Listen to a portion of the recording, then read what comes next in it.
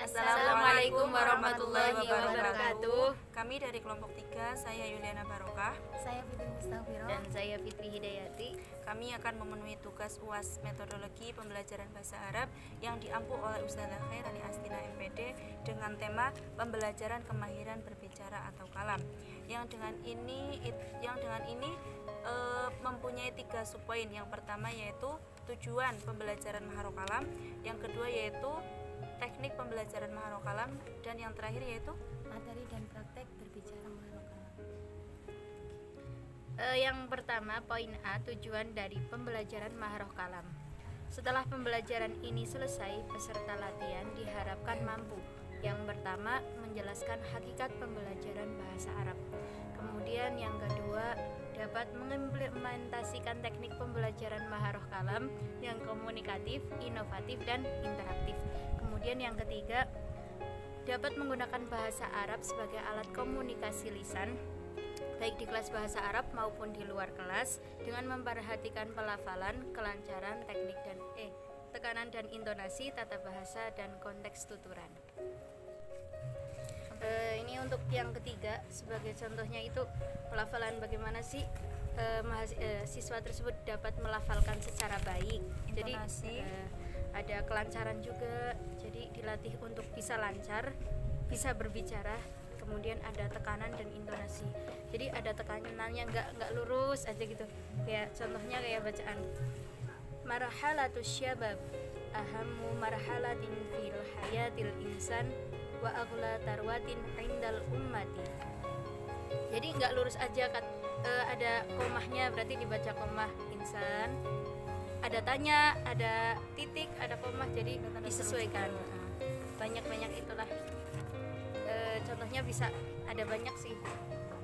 Kemudian ada tata bahasa dan ada konteks tuturan juga. Tata bahasa apa, Mbak?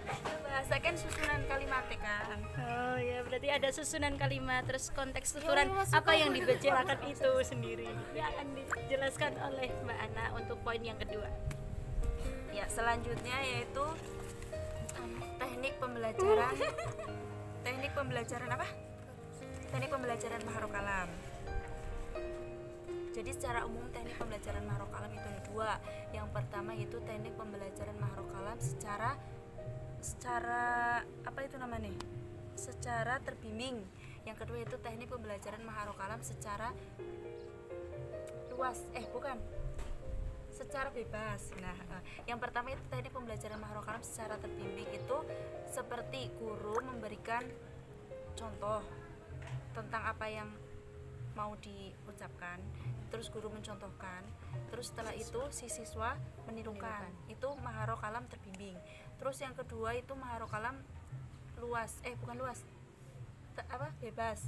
Maharo kalam bebas, yakni guru itu tidak memberikan contoh atau tidak memberikan rangsangan, tetapi murid tersebut langsung dituntut untuk berbicara sendiri apa yang ada di depannya gitu. Misal di kelas ada papan tulis, terus guru langsung menuntut papan tulis itu didefinisikan. Papan tulisnya berbentuk apa, warnanya apa, seperti itu. Terus tapi dalam hal ini tuh yang paling efektif yakni pembelajaran maharo kalam secara terbimbing, karena semisal maharo kalam terbimbing kan kita tahu guru mencontohkan, kita menirukan. Tapi kalau maharo kalam bebas itu kita nggak tahu contohnya seperti apa, kita langsung dituntut untuk berbicara gitu. Jadi kita nggak tahu yang benar itu seperti apa gitu. Jadi yang lebih efektif itu yang pertama, karena udah dapat contoh dari guru.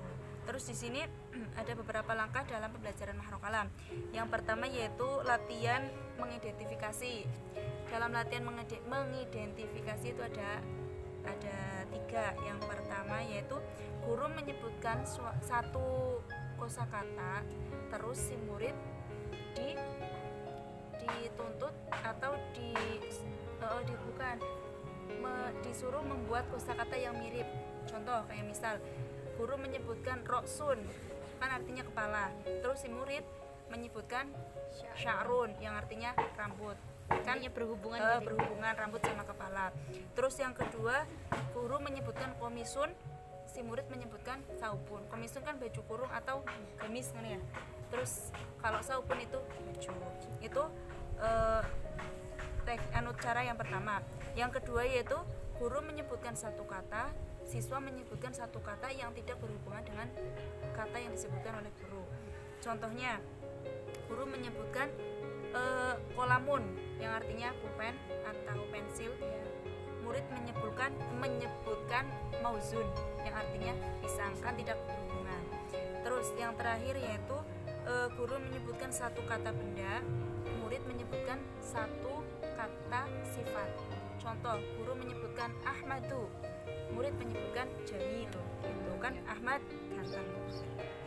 Terus teknik yang kedua yaitu latihan pola kalimat. Jadi di sini misal guru menuliskan satu kata dalam pembelajaran kalimatnya itu guru menuliskan atau menyebutkan kata, misal kata mobil.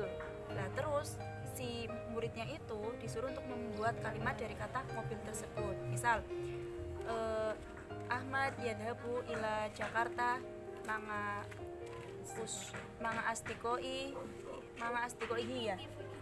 astikoihi ya huwa yarkabu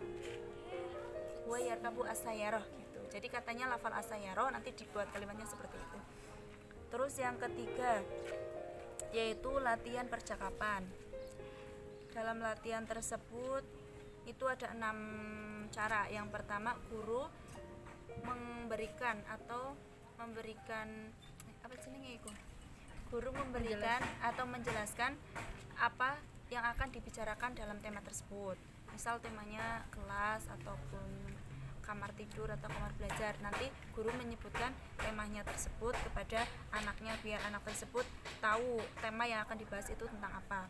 Terus yang kedua, guru itu membacakan teks yang akan diberikan kepada anak agar anak mendengarkan. Terus yang ketiga, guru melatih pengucapan kalimat-kalimat dalam dialog dan memahami fungsinya. Maksudnya itu memahami artinya. Contohnya misal kayak lafal kayak percakapan antara murid dengan guru. Misal gurunya berkata, Mas Muki, terus muridnya menjawab Ana Ahmad gitu. Itu kan temanya tentang percakapan. Itu melatih yang ketiga itu melatih pengucapan kalimat. Terus yang keempat yaitu guru berperan sebagai penutur yang mengajukan pertanyaan yang ada dalam materi dialog tersebut. Jadi guru tanya, si murid menjawab. Terus yang kelima, siswa diminta melakukan percakapan dengan temannya. Misal dikasih teks tentang hiwar atau percakapan, terus si guru sudah mempraktekkan, si siswa itu disuruh untuk mempraktekkan dengan temannya. 2 anak disuruh mempraktekkan, misal yang satu sebagai Ahmad, yang satu sebagai Zainab, misal nanti melakukan percakapan. Dan yang terakhir itu guru mengevaluasi atau memonitor apa yang sudah dilakukan oleh muridnya. Misal dalam pelafalan tersebut kan tadi sudah disebutkan butuh intonasi kan, terus tata bahasa gitu. Jadi kalau semisal ada yang salah, nanti guru mengoreksi dan memberitahukan kepada anaknya. Terus langkah yang keempat yaitu bercerita melalui bantuan gambar. Semisal di kelas itu menggunakan medianya gambar seperti gambar buah-buahan. Misal gambar apel, nanti ceritakan ini apel warnanya merah, rasanya manis, seperti itu. Itu bercerita menggunakan gambar. Terus langkah yang keenam yaitu bercerita bebas. Jadi si anak itu disuruh mengekspresikan apa yang dia ketahui. Misal dia lagi melihat temannya yang cantik gitu, misal, terus dia disuruh untuk mengekspresikan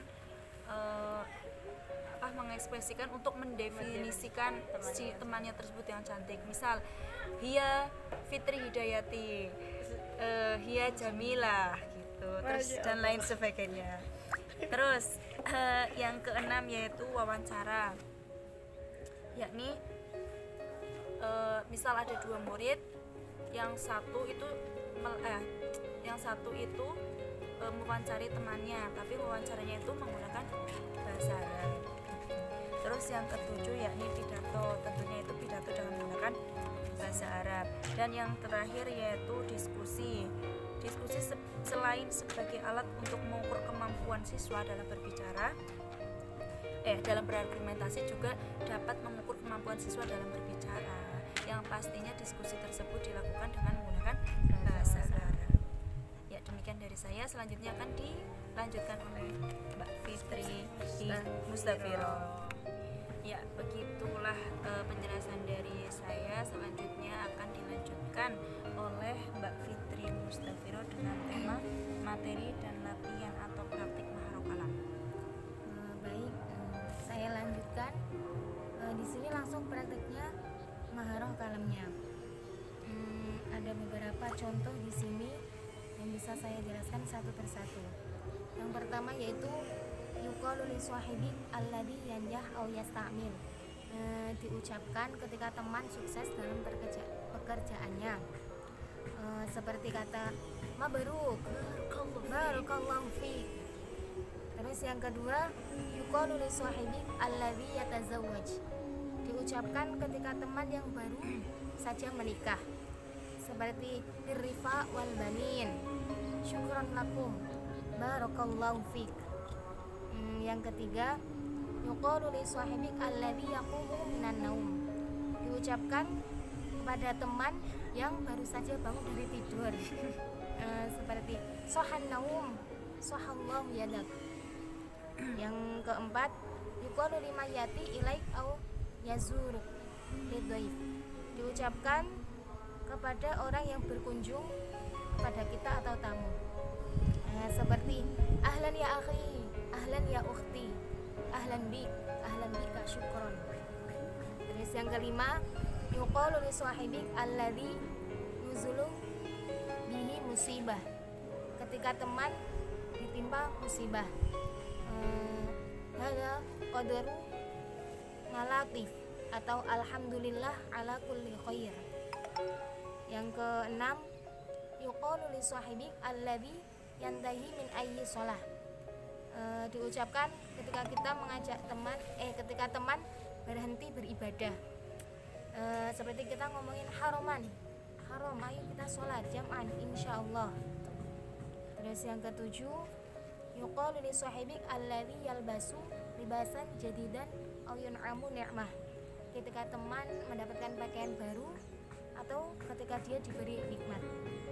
Seperti ucap mabaruk, Allah yubaruk fiik. Selanjutnya yuqalu li sahibik alladhi yahliqu syara aw istahamma. Ketika teman mencukur rambut atau sedang mandi di kamar mandi. Yaitu seperti Allah yashfik na'iman. Selanjutnya yuqalu li sahibik alladhi yakhruju minal bait min baitil khala au mirhad. Mirhad. Ketika teman keluar dari kamar mandi, katanya itu syifa, Allah yashfi, syafakallah. Selanjutnya yuqalu li sahibik alladhi ya'kulu aw yashrab aw alladhi yantaha minal akli wasyarab. Ketika teman selesai makan atau minum atau keduanya dengan mengucapkan hani'an mari'an. Terus selanjutnya yuqalu li sahibik hin ta'kul aw tashrab. Ketika teman sedang makan, seperti tafaddal ya akhi bitanawalil asya. Silakan saudaraku, ayo kita makan siang, Mbak. Siang. Selanjutnya yuqalu li sahibik alladhi yamurru bimanzilik. Ketika teman melewati rumahmu, kita persilakan seperti tafaddul biziarah lana, tafaddul ingzil sini ke rumahku gitu. Sini. Terus yang selanjutnya yuqalu li sahibik alladhi tuwfiya ba'du aqribaihi. Ketika diucapkan ketika teman atau kerabat kita meninggal, seperti innalillahi wa inna ilaihi raji'un, al-baqa lillah, al-baqiyah fi hayatik. Selanjutnya at-tahni'atu li'idul fitri, ucapan selamat di hari raya Idul Fitri, seperti a'adallahu alaina wa alaikum bil yamin wal is'ad. Yang terakhir yuqalu li sahibik alladhi kharaja minal mustashfa ba'da syifa. diucapkan ketika teman keluar dari rumah sakit setelah dia berobat. Seperti mabruk khurujukum minal mustashfa ba'da shifaikum at-tam, atau barakallahu fikum wa mata'kum bisihah daiman. Ya, demikian penyampaian materi dari kami tentang Maharul Kalam. Jadi untuk kesimpulannya, yakni untuk tujuan utama pembelajaran Maharul Kalam yaitu bisa menggunakan bahasa Arab di dalam kelas maupun di luar kelas maupun di mana saja dengan memperhatikan pelafalan, kelancaran, tekanan dan intonasi, tata bahasa dan struktur kebahasaan baik dalam lingkungan formal maupun informal. Kemudian sedangkan teknik pembelajaran Maharul Kalam itu ada beberapa. Yang pertama, teknik pembelajaran Maharul Kalam ya ada beberapa, tapi untuk pembelajaran Maharul Kalam sendiri itu ada dua, yakni pembelajaran Maharul Kalam secara terbimbing dan pembelajaran Maharul Kalam secara bebas. Dan untuk tekniknya itu ada beberapa macam. Yang pertama yaitu teknik menggunakan kosakata atau kata. Yang kedua yaitu teknik menggunakan kalimat. Yang ketiga teknik menggunakan gambar yang disediakan. Yang keempat yaitu teknik menggunakan wawancara, terus teknik menggunakan diskusi, teknik menggunakan pidato, dan juga bisa dengan menggunakan bercerita bebas atau menceritakan kembali apa yang sudah disampaikan oleh guru. Terus selanjutnya dari materi dan latihan. Baik, yang dapat disimpulkan dari materi dan praktek Maharul Kalam, ada beberapa kata yang tepat untuk diucapkan ketika kita memberikan selamat atau musibah kepada teman kita, yaitu seperti mengucapkan teman yang sukses itu kan mabruk, enggak yur innalillah wa inna ilaihi rajiun gitu. Terus ketika teman bangun dari tidur juga sohannaum sohallahu yadak. Ya, demikian yang dapat kami sampaikan. Kurang lebihnya mohon maaf apabila ada kata-kata yang salah atau yang kata-kata yang kurang pas dengan materi kami, atau kalian punya pendapat, punya masukan untuk menambah materi atau silahkan komen di bawah ya. Ini jangan lupa like, comment, dan subscribe. Terima kasih. Wassalamualaikum warahmatullahi wabarakatuh.